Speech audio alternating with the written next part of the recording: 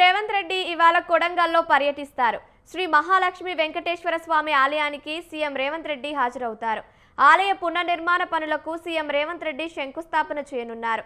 430 పడకల ఆసుపత్రి నిర్మాణం, దౌలతాబాద్ ఆలయం, కోస్గి వేణుగోపాల స్వామి ఆలయ పనులకు శంకుస్థాపన చేస్తారు.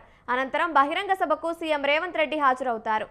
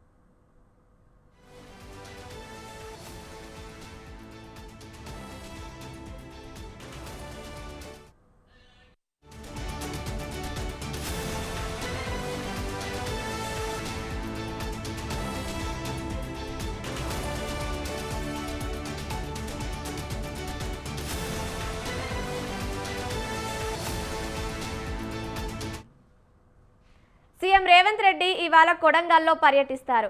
శ్రీ మహాలక్ష్మి వెంకటేశ్వర స్వామి ఆలయానికి సీఎం రేవంత్ రెడ్డి హాజరవుతారు. ఆలయ పునర్నిర్మాణ పనులకు సీఎం రేవంత్ రెడ్డి శంకుస్థాపన చేయనున్నారు. 430 పడకల ఆసుపత్రి నిర్మాణం, దౌలతాబాద్ ఆలయం, కోస్గి వేణుగోపాల స్వామి ఆలయ పనులకు శంకుస్థాపన చేస్తారు. అనంతరం బహిరంగ సభకు సీఎం రేవంత్ రెడ్డి హాజరవుతారు. రైట్, ఇక దీనికి సంబంధించి మరిన్ని అప్డేట్స్ ఇన్పుట్ ఎడిటర్ మా రాజమౌళి ఫోన్ ద్వారా అందిస్తారు. చెప్పండి రాజమౌళి.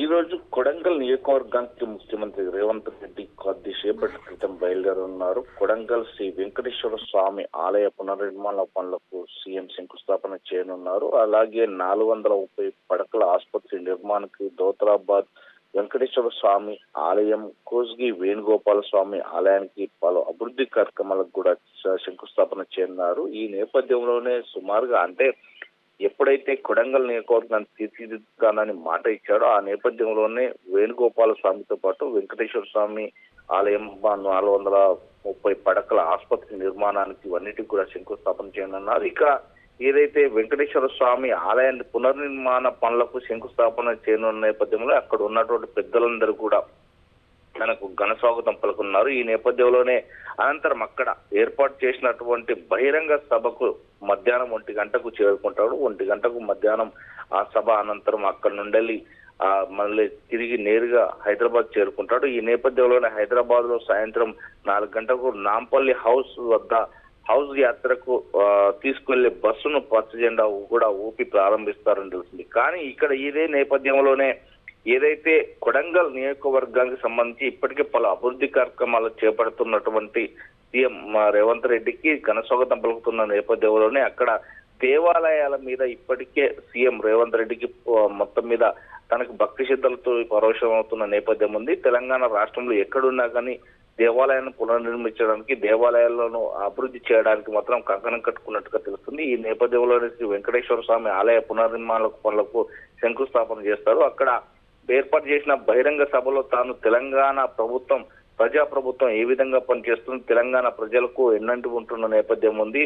ఇటు యువకులకు కావచ్చు, విద్యార్థులకు కావచ్చు, ఎవరికైనా కానీ తెలంగాణ ప్రభుత్వం ఎలా పనితీరు ఉంది, ఎలా పనిచేస్తుంది అనేది సభను ఉద్దేశించి మాట్లాడనుంది. ఈ నేపథ్యంలోనే తెలంగాణలో ప్రతి పెట్టుబడిదారునికి కూడా చెప్పాల్సిన పరిస్థితి ఏర్పడుతుంది. తెలంగాణ అభివృద్ధిలో భాగస్వాములైనటువంటి కాంగ్రెస్ ప్రభుత్వం ఇప్పటికే ప్రజాప్రభుత్వంగా పేరొందింది. ఇక తెలంగాణ రాష్ట్రాన్ని తీర్చిదిద్దడంలో ముందుంటుందని కూడా తాను చెప్తారని కూడా తెలుస్తుంది. ఈ నేపథ్యంలోనే తెలంగాణ రాష్ట్రాన్ని ఒక భౌగోళికంగా తీర్చిదిద్దడమే తాను లక్ష్యంగా ఉన్నామని కూడా తాను చెప్తారని తెలుస్తుంది. ఈ నేపథ్యంలో తెలంగాణ రాష్ట్రంలో అభివృద్ధి పనులకు ఆటంకం లేకుండా ఏ నియోజకవర్గాన్ని అభివృద్ధి చేయడానికి తన కంకణం కట్టుకున్నట్టుగా ముందుకు వెళ్తున్నట్టుగా కూడా తెలుస్తుంది.